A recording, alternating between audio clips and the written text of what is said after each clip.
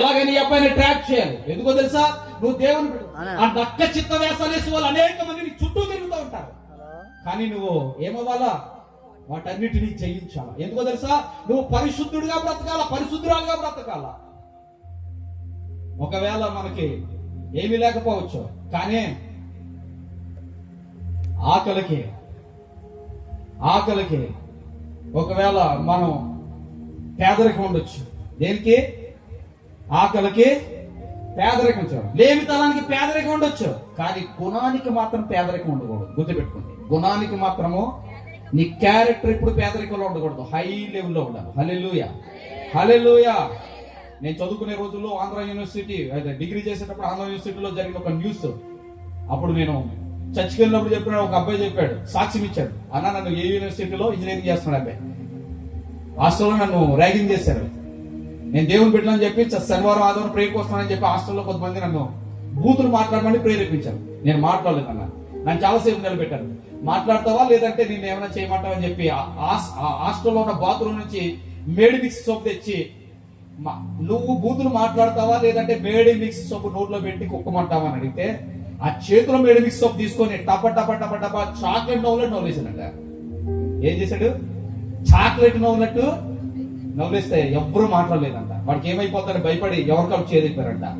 ఆ వ్యక్తి సాక్ష్యం చెప్తే నా కళ్ళంతా నీళ్లు తిరిగినాయి. ఎందుకో తెలుసా?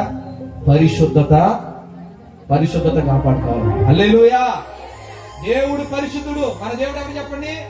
పరిశుద్ధుడు. మన దేవుడు పరిశుద్ధుడు కాబట్టి మనము పరిశుద్ధులుగా బ్రతకాల. వేలెత్తి చూపించేలాగా మన జీవితాలు ఉండకూడదు. ఈ రోజుల్లో ఆడపిల్లలు చాలా మంది క్యారెక్టర్ పాడు చేసుకుంటున్నారు. ఫోన్ ద్వారా కావచ్చు, పరిచయాల ద్వారా కావచ్చు, తల్లిదండ్రులు బాధ కలిగించేలా బ్రతుకుతూ ఉన్నారు. ఏ అమ్మా ఏంటి ఇలాంటి పని చేసామంటే నన్ను పెళ్లి చేసుకొని అన్నాడంట. ఎవడో పెళ్లి చేసుకున్నాడని చూసాడు అటెండ్ చేస్తుంది. ఆడేదో పిచ్చేదో ఆడేదో అంటే ఈమె ఇలాంటి పని చేస్తుంది. ఆడేదో లేదంటే ఈమెదో అన్నదని చెప్పి ఆడేమో పురుగుల మంది ఆగేస్తున్నాడు. యవనస్తులు ఈ రోజుల్లో ఊరికినే చచ్చిపోతున్నారు. ఇప్పుడు యవనస్తులు నీటిలో మునిగి చనిపోతున్నారు. మొన్న చిన్న స్టేడియంలో ఎక్కడ ఏదో ఆర్సీబీ అదేదో మ్యాచ్ నెగ్గిందని చెప్పి 11 మంది యవనస్తులు 20-30 సంవత్సరాల లోపు పిల్లలు చచ్చిపోయారు. తొక్కిసలాట్లో చచ్చిపోయారు. యవనస్తులు తొక్కిసలాట్లో చచ్చిపోయారండి. ఎందుకని? ఒకడికి 100 కోట్లు వస్తుందంట ఒక కుమారుడికి. ఆ ఒక్క కుమారుడు చచ్చిపోతే తండ్రి ఆడు పట్టుకొని ఎడుస్తాడు. 100 కోట్ల ఆస్తి ఎవడు తింటాడు? 100 కోట్ల ఆస్తి తొక్కిసలాట్లో చచ్చిపోయాడు కొడుకు. అర్థమవుతుందా? మనకి మనుషులు పూజించడం ఎక్కువ మన దేశంలో. అదే కప్పు కోసం మాథ్యూ హేడెన్ అనేటువంటి ఒక వ్యక్తి ఆస్ట్రేలియా క్రికెట్ పేరు అన్నాడు, ఇలా ప్రాణాలు పోయి కప్పు అయితే మేము చెత్తబుట్టలు పడేస్తామన్నాం. ప్రాణం విలువ కోట్ల రూపాయలు ఇచ్చినా సరే మళ్ళీ ప్రాణాన్ని నిలబెట్టలేం. ఈ రోజు యవనస్తులు ఊరికనే చచ్చిపోతున్నారు, ఊరికినే ఉర్రు తీసేసుకుంటున్నారు, ఊరికినే పురుగుల మంది ఆగేస్తున్నారు. ఒక్కొక్కడు బండి డ్రైవ్ చేస్తుంటే అసలు ప్రాణం విలువ తెలియక ఆ వ్యక్తి కోసం తల్లిదండ్రులు ఎంత వేదన పడతారో తెలియదు. ఏ వెనక ముందు చూసుకోడు, ఆ ఇష్టానుసారంగా డ్రైవ్ చేస్తారు. అర్థమవుతుందా? యవనస్తులు వింటున్నారా? వినండి. యవన కాలంలో శత్రువు మిమ్మల్ని ప్రేరేపించి మిమ్మల్ని పాడు చేయాలని చూస్తుంది. జాగ్రత్త. ఫిల్మ్ యాక్టర్లని, క్రికెట్ ప్లేయర్ని, నాయకుల్ని నమ్ముకోకుండా బాబు. మీ చేతులెట్టు దండం పెడతాం.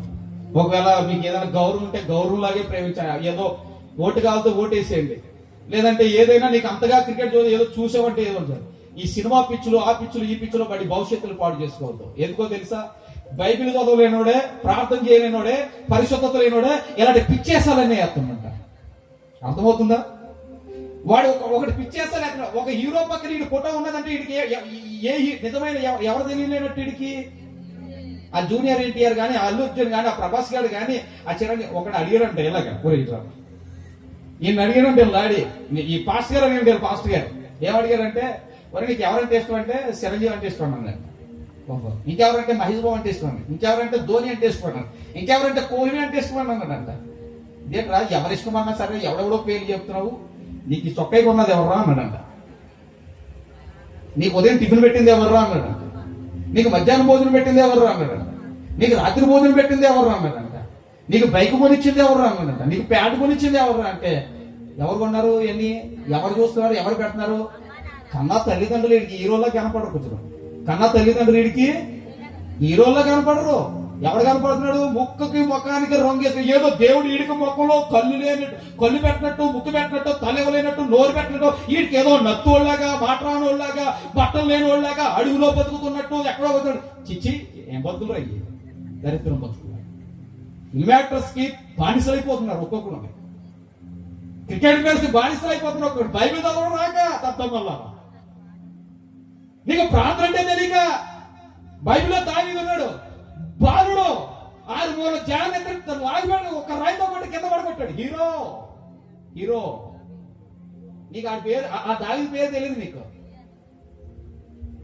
అన్నా నేను రైతు బిడ్డనన్నా, నన్ను బిగ్ బాస్ లో పంపించాడు అన్నా, ఆడికి ఫ్యానే.